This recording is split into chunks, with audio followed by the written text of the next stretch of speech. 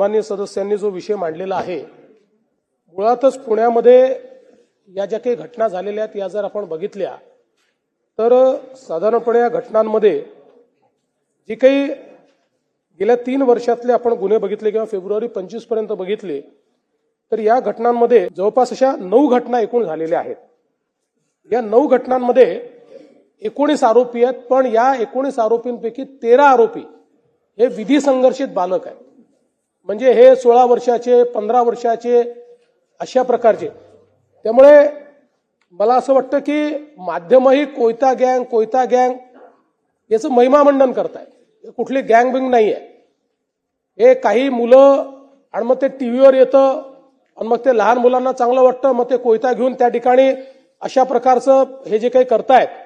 तर या संदर्भात आता आपण एक महत्वाचं त्या ठिकाणी एक दिशा नावाचा प्रोग्राम सुरू केलेला आहे की ज्या प्रोग्राममध्ये अशा प्रकारचे जेवढे ज्युव्हेनाइल ऑफेंडर आहेत, म्हणजे अनफॉर्च्युनेटली पुणे आणि पिंपरी चिंचवडमध्ये अशा प्रकारच्या तोडफोडीमध्ये 60-70% हे सगळे ज्युव्हेनाइल ऑफेंडर्स आहेत। हे सगळे विधी संघर्षित बालक आहेत।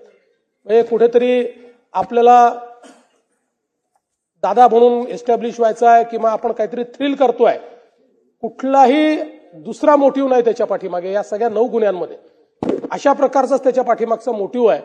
त्यामुळे आता या संदर्भात एक दिशा नावाचा प्रोग्राम देखील आपण सुरू केलेला आहे की ज्याच्यामध्ये हे जेवढे ज्युव्हेनाइल ऑफेंडर्स आहेत यांना फुटबॉलचं प्रशिक्षण देणं, वेगवेगळं प्रशिक्षण देणं अतिशय चांगल्या प्रकारे, त्यातले आता अनेक लोक रिहॅबिलिटेट देखील झालेले आहेत। पण ही निश्चितपणे एक चिंतेची बाब आहे की 15-16 वर्षाची मुलं कुठला तरी कोयता हातात घेतात आणि त्या ठिकाणी आणि मग लगेच त्याला कोयता गँग म्हटलं की त्यांना अजून काहीतरी आपल्याला खूप मोठे आपण दादा झालोय असं त्या ठिकाणी वाटतं। तर मला असं वाटतं की याकडे आपलं निश्चितपणे लक्ष आहे आणि याच्यामध्ये साधारणपणे पुण्याचं संपूर्ण आता जो काही वाढता भाग आहे हा बघता पहिल्यांदा एका झटक्यात पुण्याला 7 पोलीस स्टेशन्स आपण नव्याने मंजूर केलेली आहेत।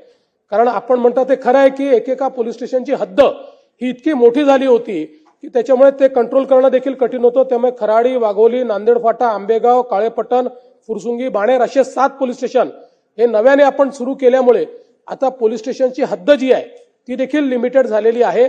त्यामुळे निश्चितपणे मला असं वाटतं की जे काही पोलिसिंग आहे याच्यामध्ये आपल्याला त्या ठिकाणी फायदा होईल। दुसरं, पुण्यातलं सीसीटीव्हीचं नेटवर्क हे अधिक बळकट करण्याचा आपला प्रयत्न आहे। कारण शेवटी हे सगळे सापडतात कुठे, हे काही फार सराईत गुन्हेगार आहेत असं नाहीये। त्यामुळे हे सीसीटीव्हीत सापडतात, लगेच पकडले जातात आणि मग त्यांना आपल्याला विधी संघर्षित बालक असल्यामुळे त्यांना आपल्याला सुधारगृहात पाठवावं लागतं, त्यांचं रिहॅबिलिटेशन करावं लागतं। आणि म्हणून मुळातच अशा प्रकारे एक गोष्ट अजून याच्यामध्ये चांगली झालेली आहे की आता हा जो नवीन भारतीय न्याय संहिता झालेली आहे, या भारतीय न्याय संहितेने जे काही गुन्हेगार असतात किंवा जे काही सराईत असतात या लोकांनी जर एखाद्या विधी संघर्षित बालकाला किंवा 18 वर्षाच्या खालच्या एखाद्या मुलाचा उपयोग एखाद्या क्राईम मध्ये केला तर त्यांनी स्वतः तो क्राईम केला असं समजून त्याच्यावर आता आपल्याला कारवाई करता येते नवीन कायद्याप्रमाणे। त्यामुळे ही जी आता प्रवृत्ती बळावली होती की लहान मुलांना एम्प्लॉय करायचं आणि त्यांच्याकडनं क्राईम करवून घ्यायचा जेणेकरून त्यांना आपल्याला जेलमध्ये टाकता येत नाही, शिक्षा देता येत नाही, याच्यावर आता या नवीन कायद्यामुळे एक आपल्याला चांगलं माध्यम मिळालेलं आहे।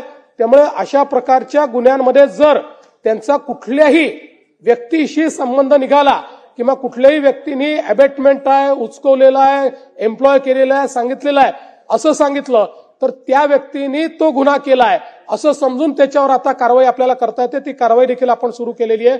त्यामुळे मला असं वाटतं की निश्चितपणे या संदर्भात राज्य सरकार पूर्णपणे सजग आहे।